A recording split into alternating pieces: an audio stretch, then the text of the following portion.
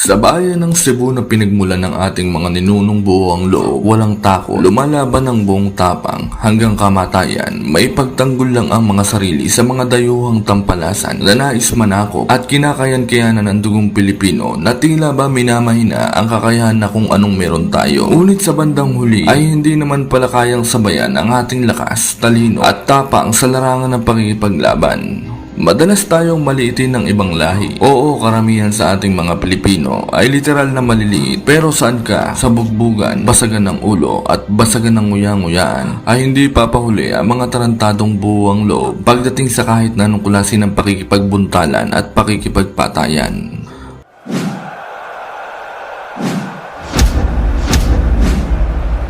Casimiro got him.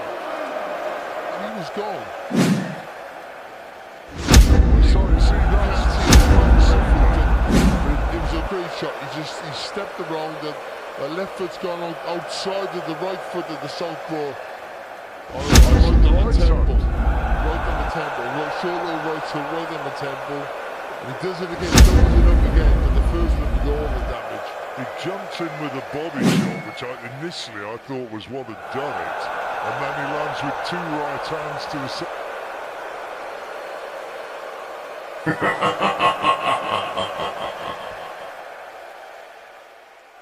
Kagaya na lamang ng Romanian fighter na ito na minaliit ang pagiging maliit ng kababayan nating Pilipino na hindi naman nagustuhan ng ating kababayan kaya wala pa ang kanilang laban ay nakatikim na siya ng tulak de alimpungatan na mahiya mo tinulak ng tricycle driver na bad trip na 3 araw ng walang garahe na may kasamang lapiro sa pasas na pagbibigay palatandaan lamang na hindi natatakot at walang pakialam ang kababayan nating Pinoy sa mas matangkad na dayong putik ng inang kinambyo ng kinabayong kalaban.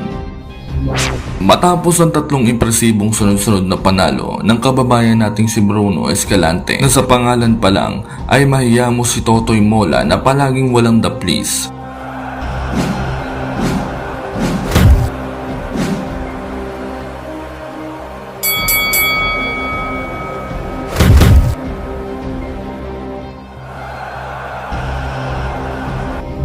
Halos 5 buwan lamang ang nakakalipas ay tinapat na agad ito sa isang undefeated Romanian upcoming prospect na si Alexandro Marin.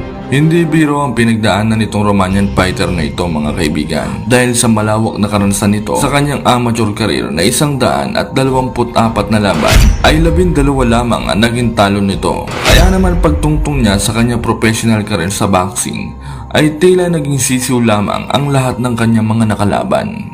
Subalit noong ika-8 ng Setyembre taong 2018, masusubok ang kanyang mga pinagdaanan sa dugong maharlikang mandirigma na si Bruno Escalante na ikasa ang kanilang laban sa Forum Inglewood, California, USA para sa isang 10 rounds bout. Paglalabanan nila dito ang bakanting IBF Super Flyweight Intercontinental title sa timbang na 115 pulgada. Si Alexandro Marin ay may kartada noong impresibong 16 na panalo. 11 ay tinapos sa pamamagitan ng knockout at wala ni isang bahid ng pagkatalo. Kontra naman sa Cebuanong Pinoy na may 17 panalo, 7 ay tinapos sa pamamagitan ng knockout at may 3 talo lamang. Bagamat may mas malawak na karanasan noong amateur record at undefeated na kartada ang Romanian fighter sa kanyang professional boxing career, ay hindi rin naman papadaig ang ating pambato. Dahil kung ating sisilipin ng mga nakalaban ng 2 fighter na ito sa kanilang resume sa professional career ay hamak na mas lamang ang Pinoy fighter pagdating sa quality of position na sa mas madaling salita ay mas magaganda ang kartada ng nakalaban ng ating kababayan at mas mabibigat ang pangalan kumpara sa mga tinalo ng Romanian fighter. Sa laban na ito, hindi lamang titulo ang kanilang paglalabanan, bagkus ay pati na rin ang dignidad ng bawat isa, lalo na ang Romanian fighter kung madadala ba nito ang kanyang kayabangan sa pangiinsulto sa hit ng ating kababayan. At sa Pinoy naman upang mapatunayan ang kasabihang walang malaking nakakapuwit, nakakapuwing. Round 1, naging agresibo ang Romanian fighter, samantalang si Bruno ay tamang abang lang ng pagkakataon upang makapagsagawa ng magandang counter at pasundot-sundot lamang ng mga jab na mahiya mo nagsasawsaw suka, mahuli taya. that's the end of... Sinubukan namang sumugod ni Bruno sa Romanian fighter. Ngunit talagang mahaba ang edits, istigalamay ng kalaban. Kaya hirap itong makadistansya ng maganda. Bounces in Yeah. the ring so it's quick, but you're right. Some of the punches have not been effective just yet. Although that was a pretty good one, sure about that. I think it might have been Marin's. He was the one sort of pointing to it. Maybe he was just being... Sa round 3, inakalabaw na ni Marin ang Pinoy fighter. Dinadarag niya ito at sunod-sunod ang pag-atake at talagang hindi nilulubayan na mahiyamo kabit na nilalapanggan ng tunay na asawa na ang hindi niya alam ay mas matapang pa sa kanya ang kabit at talaga namang palaban. Starting to really Yes, open yeah. up and affecting Bruno Escalante, and he's doing it out of the southpaw stance. pressure of Sean Porter. You see Marin now crouching down on the inside, digging to the body. That might be the way to really open. Keep in mind, Escalante in 21 fights has only scored 7 stoppages, so he's not really that much of a puncher. You see how low he got down when he I'll talk about this in the gym. When you're going to be a taller fighter getting inside, they always say make...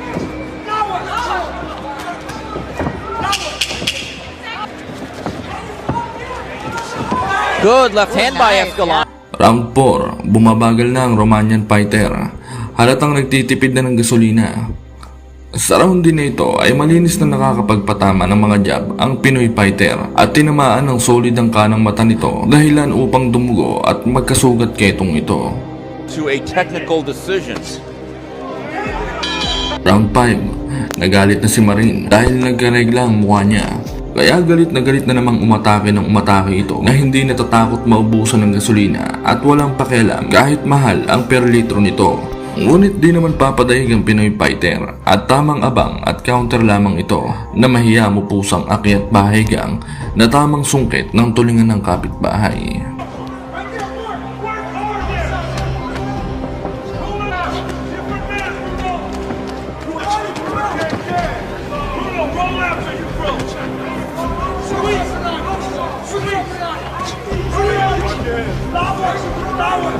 action in Yeah. the 5th round. Escalante seems a little bit more willing to trade inside the pocket. At least in the second half of the round. I thought he was soundly outworked over the first half of the round. This particular frame.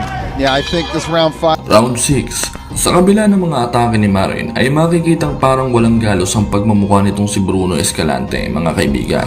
Malakas si Mero ang mukha nito.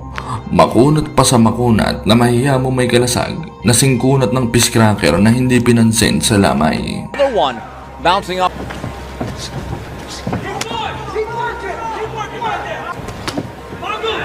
I think this is going to be another one of those rounds.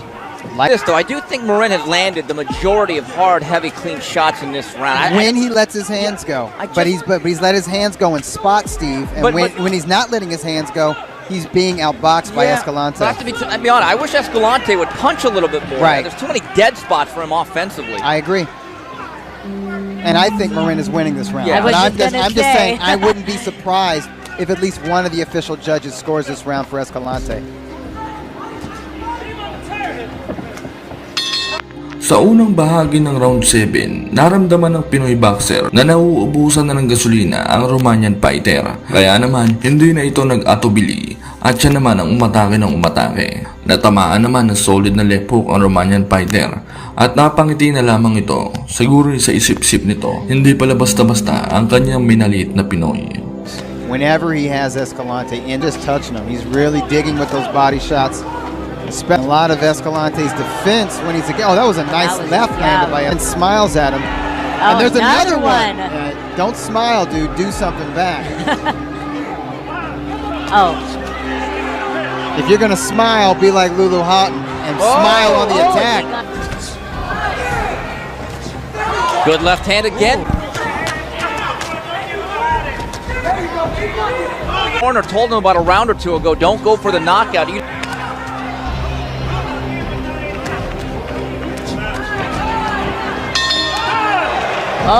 Round 8, papula na ng papula ang regla ng negra sa mukha ni Marin na mahiya mo sinuksokan lang ng pangsuson kaya nagkalat. And couple the last 90 seconds of round 7, you'd figured you'd see a more aggressive Bruno Escalante Gift decision in your opinion against Olguin, in yes. his last fight, and Olguin is a guy. Now, in the fight with Olguin, I didn't see that. Why do you think Olguin deserved that decision? Well, I Did just thought he outwork outworked. him? I Yep, think so the that's what last it is. 6 rounds, he simply.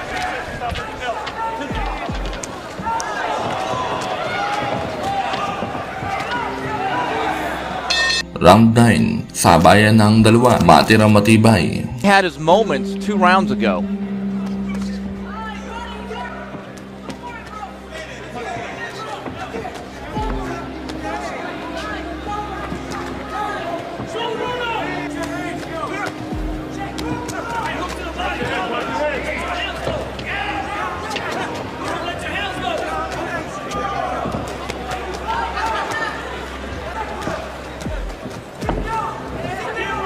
During this round 9 because Marin is not landing with regularity. Not necessarily all that close on the cards.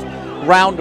Yeah, I agree. Escalante needed to fight with the enthusiasm that Marin is fighting at, and Marin could use some of the pro seasoning that Escalante has.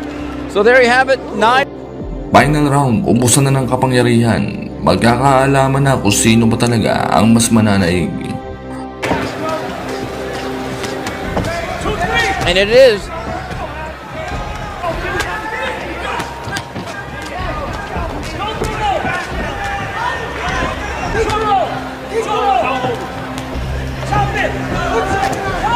Coming into the last minute of this bout, and Doug, I think this is the classic example of why you shouldn't judge a fight by blood. Exactly. Yeah. Yeah, the man whose face is clean has been soundly outworked, and I believe is lyrics. He needs to go into overdrive. He has less than 40 seconds.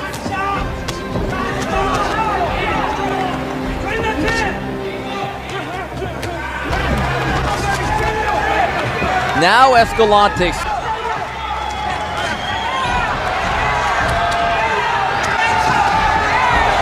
Escalante now coming on. Marin trying to fight back. Final seconds of what's been. Well, it's a slip. It's a slip, and well, Well, at least they got the crowd going. Yeah, exactly. It gave the crowd a jolt.